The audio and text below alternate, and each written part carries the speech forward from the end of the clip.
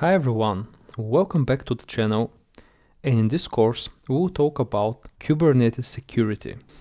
So Kubernetes have become a standard way of implementing applications in containers at scale and help us handle complex container deployments. The more Kubernetes grows and evolves, some people have released their own solutions to many common problems that Kubernetes presents in production. So in this section, we're going to look at those problems and how we can solve them and implement the Kubernetes security. So Kubernetes and Docker are pretty much revolutionizing.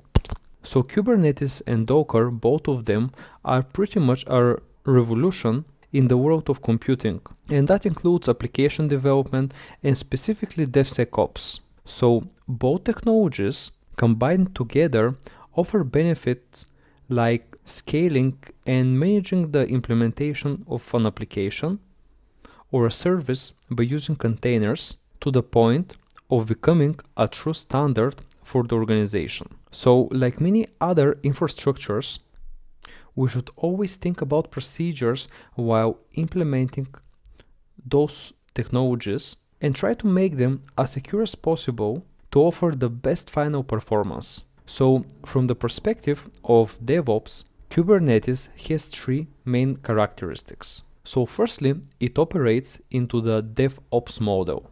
So the DevOps model implies that software developers assume greater responsibility for building and developing their applications. Another characteristic of Kubernetes is the creation of common service sets.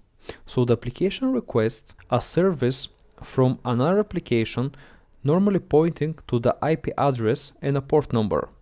With Kubernetes, we can build application in containers that provide services that are available for other containers in use using specifically those IP addresses and port numbers. And the final and very important characteristic of Kubernetes is the data center pre-configuration. So Kubernetes aims to create consistent application programming interfaces APIs that result a stable environment for running application in containers.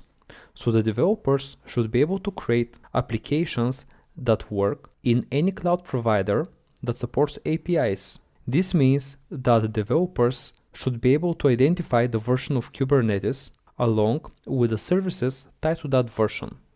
And they shouldn't be worrying about specific configuration of the data center. So while Docker manages services that we refer as images and containers, Kubernetes on the other side wraps all those entities in what is normally referred to pods. So a pod can contain one or more running containers and is the unit that manages Kubernetes. So some of the main advantages of the Kubernetes, mainly coming from the fact that it manages the containers as pods, are the multiple nodes, where instead of simply deploying a container on a single host, Kubernetes can implement a set of pods on multiple nodes. So a node provides an environment when a container is executed. The second advantage is the replication. So the Kubernetes can act as a replication controller of every pod. And what this means is that you can set how many replicas of a specific pod can be running at all times, and we will look into that in the next videos. This will ensure that your application will constantly be running, and in case something happens with one of the nodes, you can use the replicated ones. So service in the context of Kubernetes implies that you can assign a service name such as ID and a specific IP address and port, and then assign a pod to provide a service. Kubernetes internally tracks the location of what service can be used to redirect a request from another pod to correct IP address and port. So today I also bring you some of the key concepts which you need to know if you consider configuring Kubernetes. The first one is the Kubernetes controller. So the Kubernetes controller acts as a node from which the pods, the replica controllers, the services, and other components from the Kubernetes environment are implemented and managed. You should normally configure and run some of the commands such as the systemd, kube API server, kube controller, kube manager, and the kube scheduler services in order to create a Kubernetes controller. Then you have the Kubernetes nodes that provide the environment in which the containers run. So to run a machine as a Kubernetes node, this machine should be configured to run Docker, ProxyKube, and kubelet services. So those services should be run in Kubernetes cluster for each node. Then you need to configure the kubectl command. So most of the Kubernetes administration is performed from the command line interface that Kubernetes has, and this is called the kubectl. So with the kubectl, we can create, describe, obtain, or eliminate any of the resources that Kubernetes manages. So this is quite an important tool in order to manage your Kubernetes distribution. And finally, of course, you should have resource files.